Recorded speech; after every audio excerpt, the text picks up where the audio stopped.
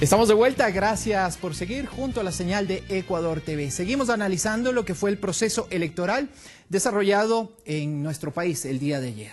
Santiago Pérez, quien es director de la firma Opinión Pública Ecuador, se encuentra ya en nuestros estudios. Recordamos también, amigas y amigos, que esta empresa trabajó junto a Ecuador TV para mostrarles a ustedes ayer, a partir de las 17 horas, los resultados preliminares de las encuestas a boca de urna. Todo esto desarrollado en los cantones Quito y Guayaquil. Santiago, buenos días, muchísimas gracias. ¿Cuál es la evaluación que usted hace de lo que fue la jornada de ayer? Muchas gracias por la invitación. Buenos días. La encuesta boca de urna es una encuesta, exactamente eso, que por lo tanto no es 100% precisa, puesto que consiste en preguntarles a las personas que ya votaron cómo lo hicieron. Nosotros trabajamos ayer con un equipo de aproximadamente 52 personas en el operativo de campo en los cantones de Quito y Guayaquil, realizando aproximadamente hasta unas 8.000 entrevistas en los dos cantones, preguntándoles a las personas que ya habían votado cómo lo hicieron para prefecto y para alcalde. Eso nos permitió estimar unos resultados preliminares no oficiales que los entregamos por Ecuador TV a las 5 de la tarde. Ahora ya estamos viendo los resultados finales oficiales del Consejo Nacional Electoral y vemos que en gran medida se ratifican las tendencias que nosotros habíamos anunciado preliminarmente a partir de las 5 de la tarde. De todo un poco se podría decir en cuanto a los resultados. ¿Cómo no? Algunas tendencias se ratificaron en el caso de las alcaldías de Quito y Guayaquil, inclusive con lo que habían sido los resultados de encuestas preelectorales previas. Nosotros veíamos ya unos resultados que finalmente terminaron de dibujarse el día de ayer. ¿Cuáles fueron las causas para que haya vencido en el proceso electoral? Y quiero empezar este análisis por Quito, para que haya vencido el candidato Mauricio Rodas. Voy a hacer referencia a los resultados de nuestras encuestas. Durante el proceso de la campaña electoral nosotros vimos cómo el candidato Mauricio Rodas había ido incrementando su intención de voto. En la encuesta del 25 de enero obtuvo el 28%, en otra encuesta posterior del 8 de febrero estaba en el 38%.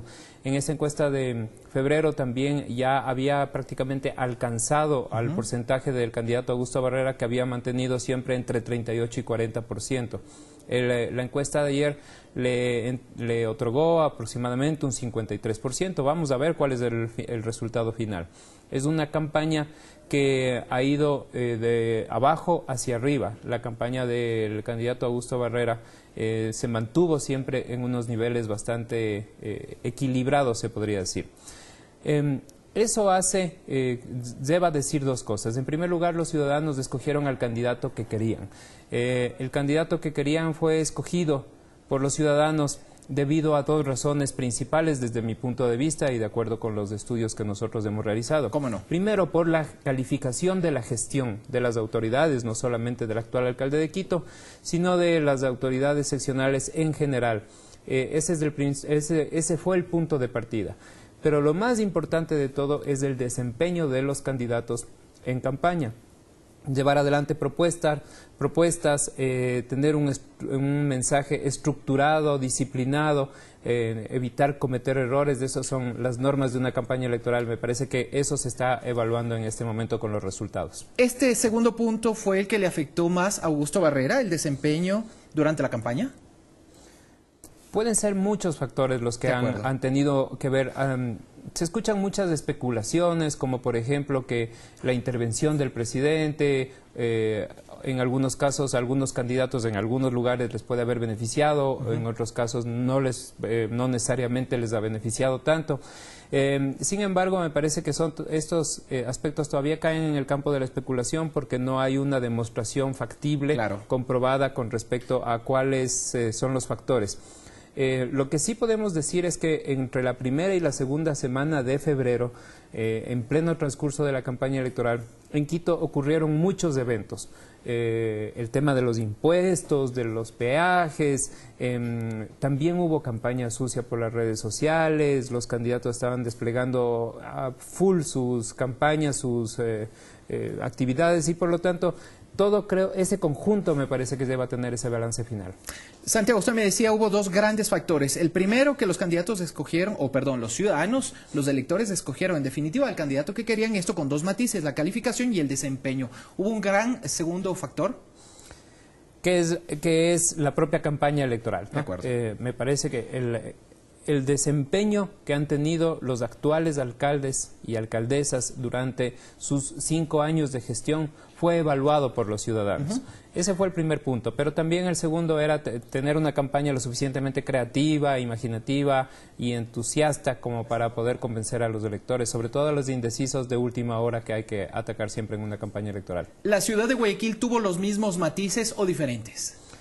En Guayaquil nosotros vimos que en el proceso de la campaña electoral la intención de voto por el ganador, Jaime Nebot, fue también de menos a más, a pesar de que él siempre estuvo arriba claro, de su principal adversario, porque eso es lo que vemos en Guayaquil. Los guayaquileños optaron entre dos opciones, sumando la votación obtenida por Jaime Nebot y Viviana Bonilla, que es la que obtuvo el segundo lugar. Casi el 90% de los guayaquileños habrían votado por una de estas dos opciones y por lo tanto era una campaña completamente polarizada. Nebot empezó en un 42% y termina en aproximadamente un 55% del voto total. La candidata Viviana Bonilla empezó en un 29% en un estudio preelectoral que hicimos nosotros en diciembre y avanzó hasta un 34-35%, que es lo que obtuvo finalmente. Tenemos entonces ahí el resultado que nos dice lo siguiente: los ciudadanos evalúan bien la gestión de su alcalde y quieren que continúe por un periodo más. También la otra lectura que podemos sacar de Guayaquil es que hay una fuerza importante del movimiento país que le permite tener esta votación muy caudalosa y al mismo tiempo vamos a ver cómo se desenvuelve el conteo de concejales. Lectura global que usted haría de este proceso, Santiago. Me parece que ha ganado el Ecuador, han ganado una vez más los ciudadanos ecuatorianos que han escogido de manera democrática. Hay que reconocer, saludar a los ganadores son los ecuatorianos en realidad. Tenemos entonces, en definitiva, un nuevo panorama político nacional que tenemos que hacer un balance, una lectura más cuidadosa cuando tengamos los resultados completos.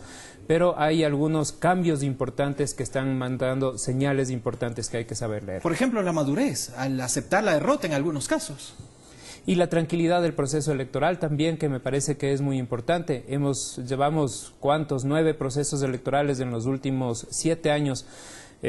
Si no es más, y todos han sido tranquilos, pacíficos, como el que más, y por lo tanto vemos que hay una ciudadanía que va ganando en conciencia, en madurez y en sentido de participación. Santiago, muchísimas gracias. Lo invitaremos en los próximos días para conocer también un balance pormenorizado ya y más en detalle conforme se conozcan los resultados oficiales en el resto del país. Gracias entonces. Muchas gracias. Santiago Pérez, quien es director de Opinión Pública Ecuador, su lectura de lo que fue este proceso electoral, pero también del trabajo que se realizó junto a Ecuador TV para entregarles a ustedes, amigas y amigos, los resultados a boca de urna a partir de las 17 horas.